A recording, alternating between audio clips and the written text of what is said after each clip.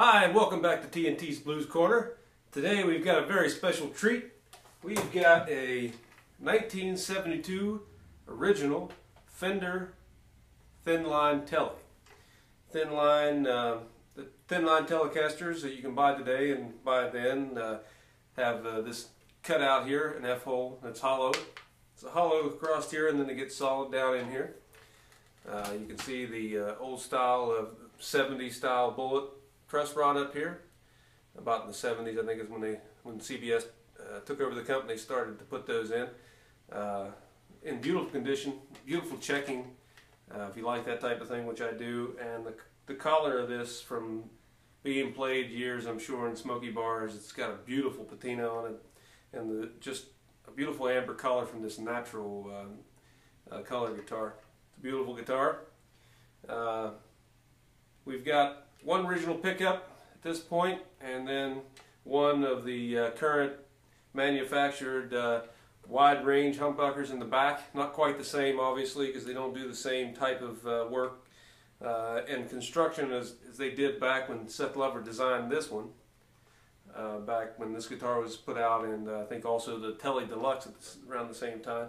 But it has a tone of its own, and this guitar sounds great in itself. So what we're going to do here is we're going to do a little bit of a flashback of some of the work that I was doing on this. This is one I've taken in to fix and kind of get back on the road. So without further ado, you should see this montage of me working on this.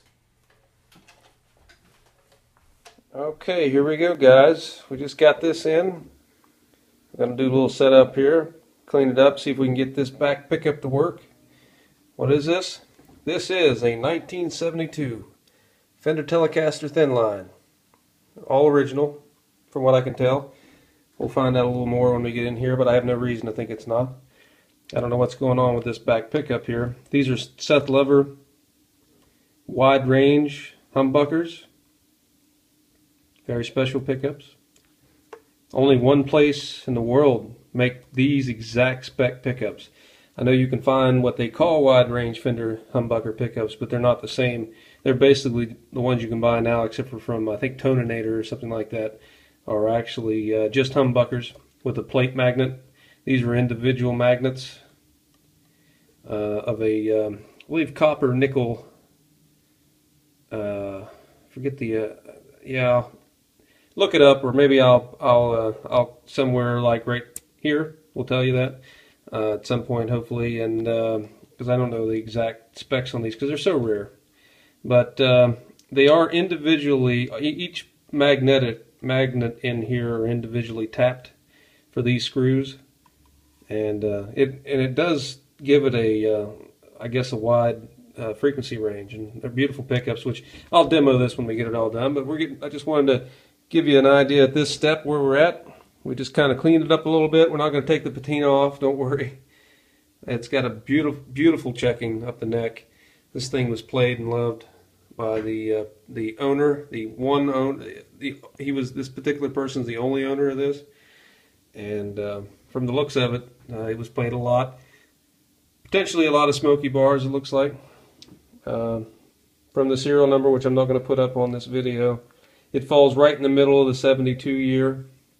In terms of the numbers, so it's definitely a 1972 Fender Telecaster Thinline. Okay, here we go, guys. And then there's what I'm talking about.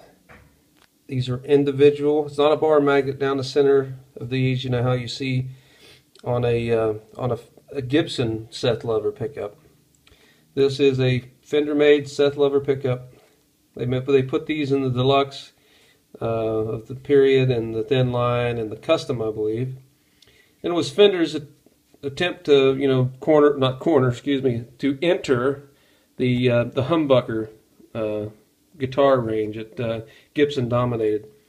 So here's the first look, probably ever, of the back of this particular Thinline 72 Fender Telecaster Thinline guitar. It's got the original paper and oil cap there. I'll have to get a better look at that to see exactly which one that is.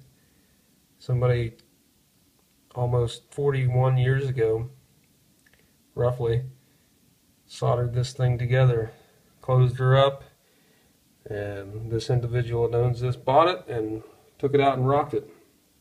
And one of the sentimental values of this for even myself was, I believe this guitar was played with my band with my late father. So that it's got a little bit of value, sentimental value to me. That now I'm looking at that potentiometer. One of these two may have been changed. I'll have to look at the numbers. So we'll get back to you on that more later. Back from that, let's get into hear what it sounds like.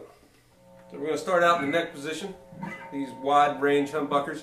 We're going through the soul food into the super reverb, and we're also probably going to put the AC booster on by itself at some point and hear what it sounds like through that. So here's my clean tone.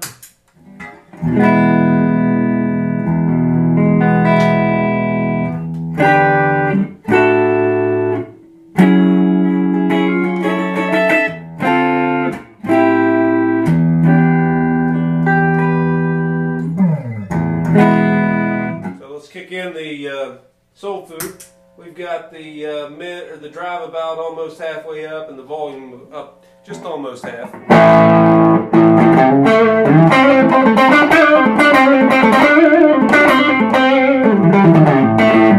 Been trying to get used to playing this. If I overbend a little bit, I apologize. Please forgive me. This has nines on it. I'm not used to playing nines, but it just works with this guitar, and I understand why the owner had them on.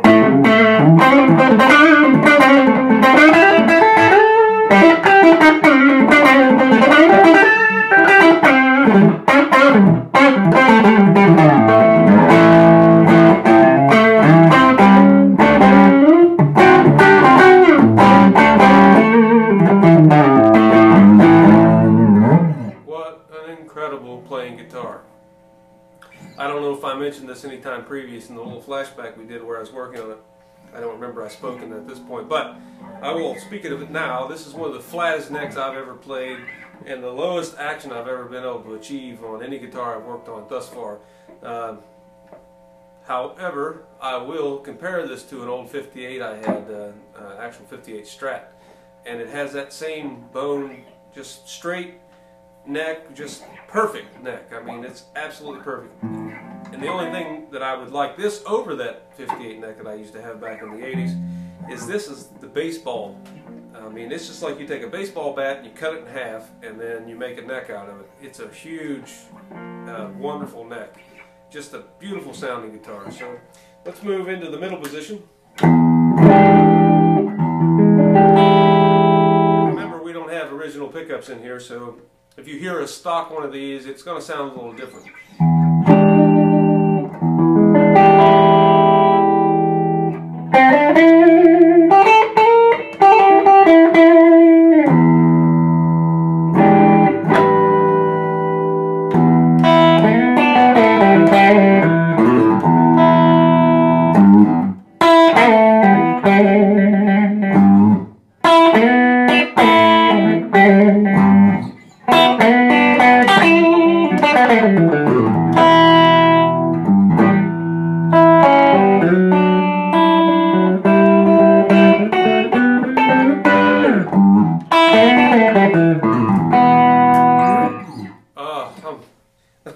This guitar.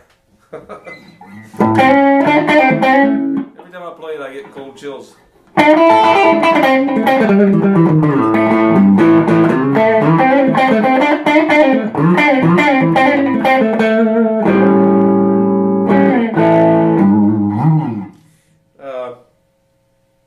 I think this guitar plays better and sounds probably better than any guitar I own currently. The only one that I would stand it up against in terms of a vintage feel is the black guitar here I have, or in terms of just joy to play would maybe be the Big Apple, which is not behind me right now, I don't think. Oh no, there it is. I don't know if you can see it, but it's over there. Great guitar. The guitar's behind me here, the black guitar, which is the MJT guitar I had built, the body with a 83 Strat neck. This little PV bass here belongs to my sister. Of course, my SG, wonderful guitar. And then, if you were listening to my videos and you know who I am and you've watched them in the past, we all know about the Big Apple. Alright, let's go into the back pickup here. Let's this is not stock, of course, to this original guitar. This is a Fender knockoff, made in Mexico with a wide range, but it's built like a humbucker.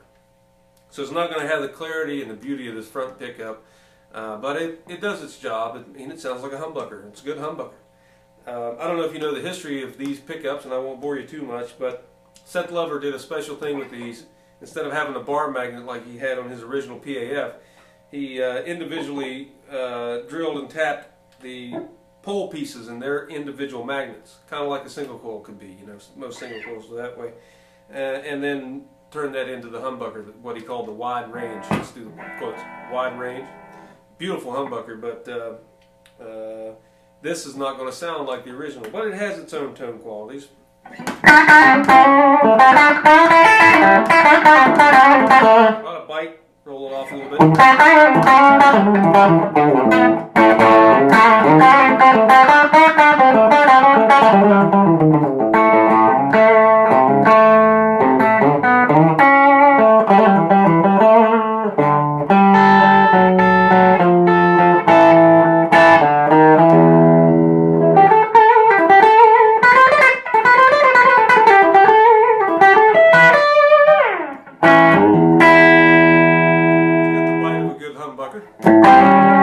And this guitar resonates so well because of this F-hole. I'm really thinking about getting one of these. I'd love to have this one like this one day if I could ever afford it. But these guitars just, they resonate like crazy. I mean, you can. You ever did this test here? I'm sure a lot of you guitar players have. Grab the neck, grab the body, and if you should feel the same resonance. You know, you should feel that same frequency going through. And this one, it's also good. I don't think I've ever had one. No, the beat test, when you hang it up and hit the beat, you should feel that beat. This guitar resonates completely. I mean, I think it's because of its age, and this is a good one. This is one of the days they built, when they built this guitar that day, this is one that came off the factory that was just incredible. It's probably the finest I've ever played in this style of guitar.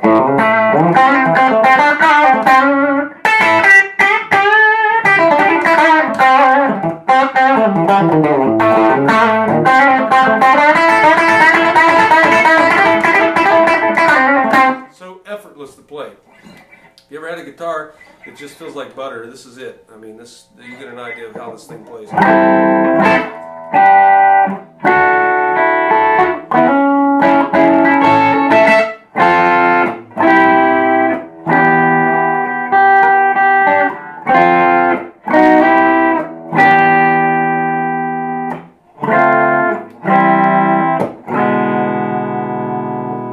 I'm working on another song, trying to figure out how to keep that thing going.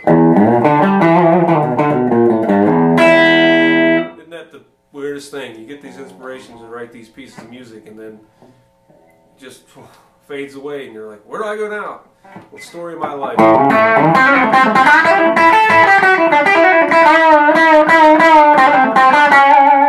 Okay, let's go back to this neck pickup. I want you to hear this a little more. Hear what this wide range sounds like. Hear how full that is.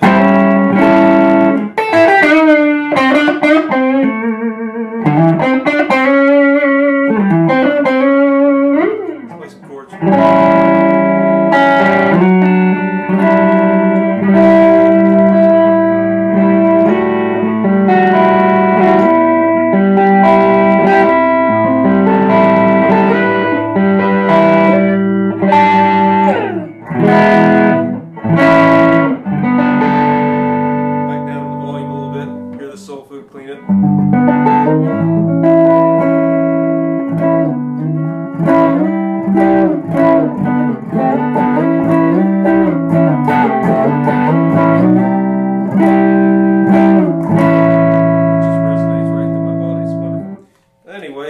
Turn it back up here and let's just hear some basic blues stuff here.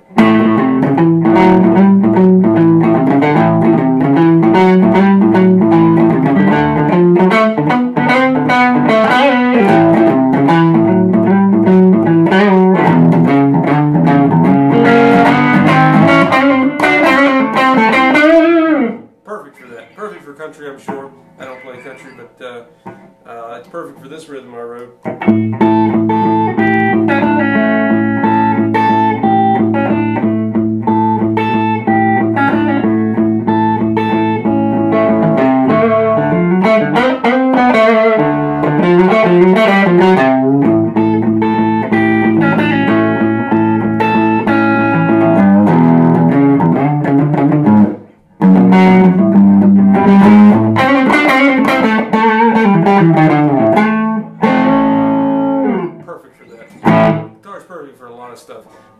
it might even do heavy stuff. Let's hear what it sounds like. So when we come back, we're going to be in the AC booster, and we'll hear what this thing can do with some distortion.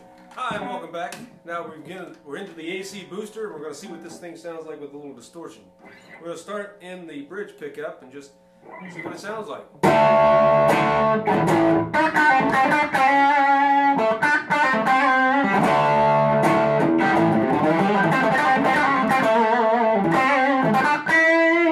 Great sustain.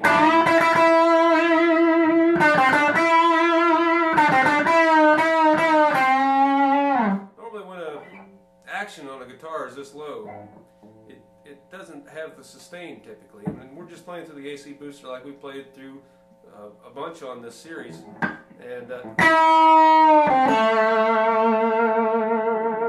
unbelievable. It's just resonation. This thing resonates so well between the neck and the body, it just keeps things going.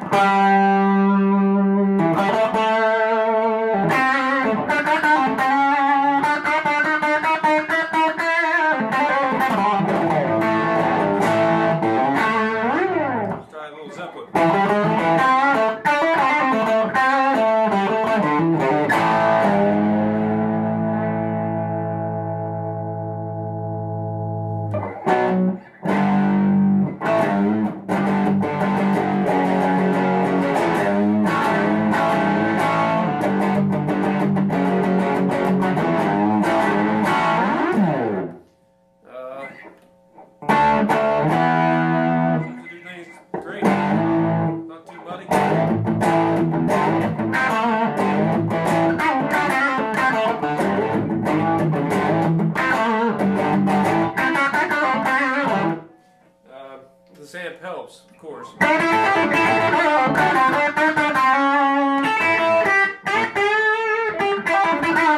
This amp, this is kind of its big brother, being from '64, and this is from '72. So they're paired somewhere in the same, almost 10-year, range there, or within 10 years. I guess 8 years. If I did my math right.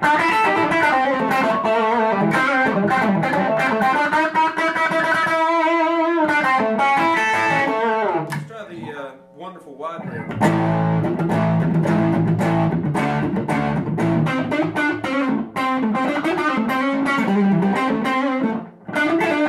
This pedal is great too.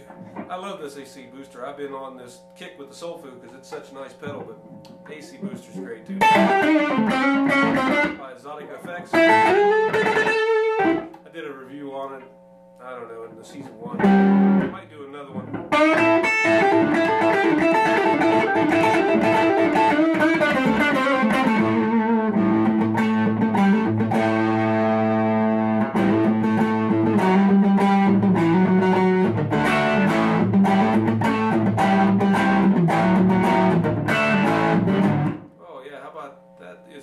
Song. Maybe we'll see what it sounds like with this. Let's go to the back.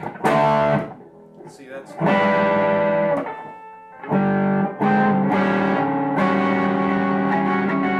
can't hit the button on my distortion to shut that off, so we'll just go right in it.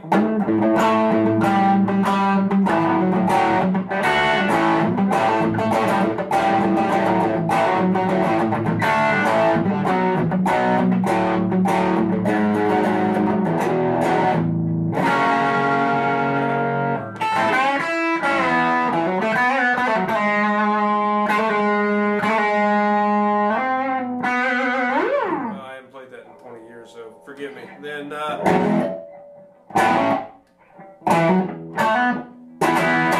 listen to that. That's almost exact.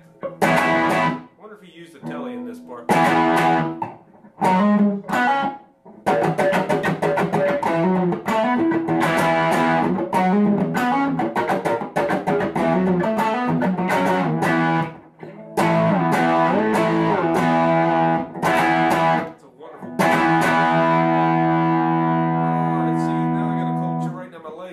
This thing is great. I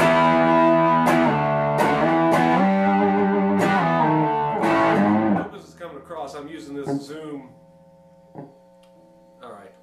I know I was tough on it in the review. I don't know if it came across that way.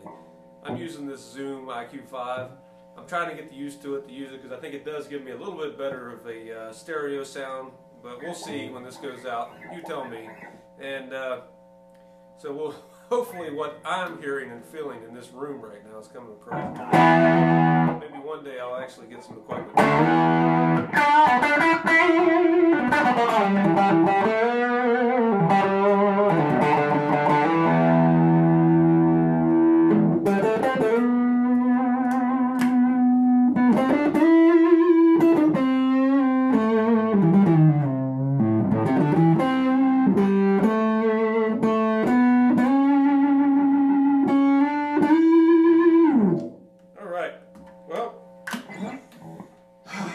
There it is, the 1972 Fender Tele Thinline. Beautiful guitar, and I really appreciate the opportunity to work on it. And if the owner sees this, thank you, and it'll be coming back to you. It's all ready to go as soon as I clean off a little bit of my playing I just did, and we'll get it back to you as soon as possible here, hopefully in the next day or so. And till the next time, I'll play you out, and thanks for joining.